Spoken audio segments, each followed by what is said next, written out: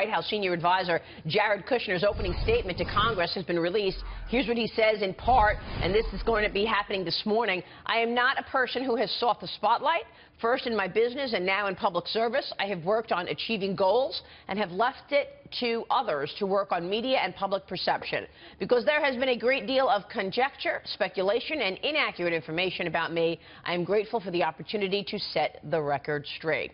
On the Russia meeting, Kushner says this: in part, no part of the meeting I attended included anything about the campaign. There was no follow-up to that meeting that I am aware of. I do not recall how many people were there or their names, and I have no knowledge of any documents being offered or accepted. We're continuing to pour over this testimony, which, as I mentioned, was just the embargo was lifted. We will bring you more throughout the morning. Let's bring in right now former U.S. Attorney for the Eastern District of Arkansas, now partner at Avenue Strategies, Bud Cummins, friend of the program. Bud, good to see you again. Thanks so much for joining us. Good morning, Maria. You heard the initial thoughts there from Jared Kushner. That's his opening statement. What are your expectations about this testimony? Well, he's coming forward voluntarily. It sounds like he's being very open and honest, and he's telling the same story that's been told all along, that in regard to that same meeting that's been the main focus of attention, that it was a big nothing, and that the rest of his contacts with Russians were, fairly limited and completely understandable in the environment he was in at that time. I have a question about this whole thing, because this narrative doesn't seem like it's going to go away, and it's almost no matter what he says, people who oppose him are not going to believe him, and this Russia thing is going to just keep going. How do you think that they move things forward and get this narrative to die? I think Bob Mueller's going to have to do his work. There's I think a legitimate debate over whether there was even a need for a special counsel, but I completely personally understand why Rod Rosenstein appointed him at the time he did, and I understand why General Sessions recused from this. They were trying to do the right thing, but in retrospect, they were responding to bullying pressure by the political opposition. It's abundantly clear there's no substance to this investigation.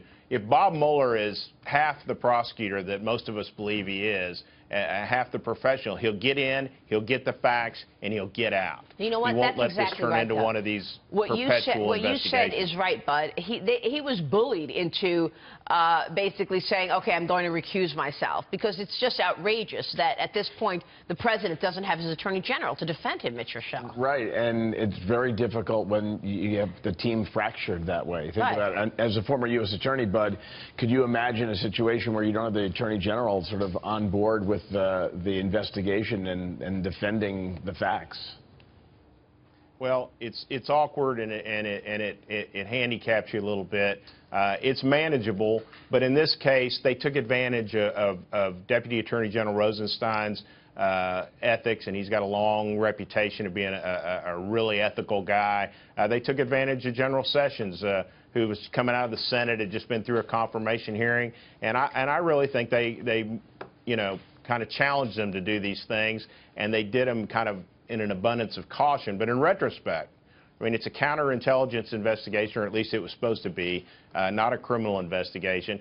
And it could easily, if Bob Mueller doesn't, like I said, do what he has a reputation for doing, being a tough, no-nonsense guy that'll only go where the facts lead him, get in and get out and not let this thing grow. If he does his job, then it can end, and it can end soon, and we can get on talking about things that are important. But that remains to be seen. Yeah, I want to bring in Lindsay Bell here, but let me just tell you, Lindsay, a couple of things from this testimony.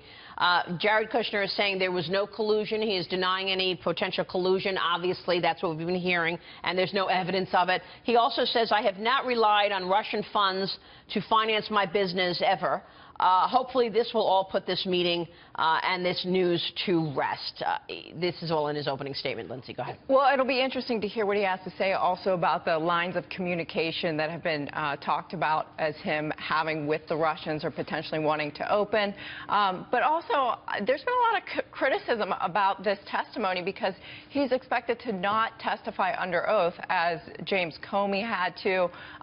Is that abnormal? Is it something that maybe the lawyers negotiated? I'm just wondering what you think. Well, that's what happened with Hillary Clinton, we should point out, right? When she was not under oath and it was not recorded when she had her interview with the FBI. Go ahead, Bud. Sorry. Yeah. No. Well, I was just going to say that, A lot's made out of that, but if you lie to an FBI agent, that's a crime whether you've taken an oath or not. Lying to Congress is a crime.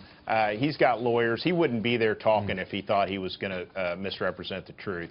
I tell my clients, you know, you either go in and you tell the full truth or you don't talk at all. There's nothing in between. And the people, you know many stories, and I do too, of people that have tried to go in and manage the truth, and it's always a bad idea.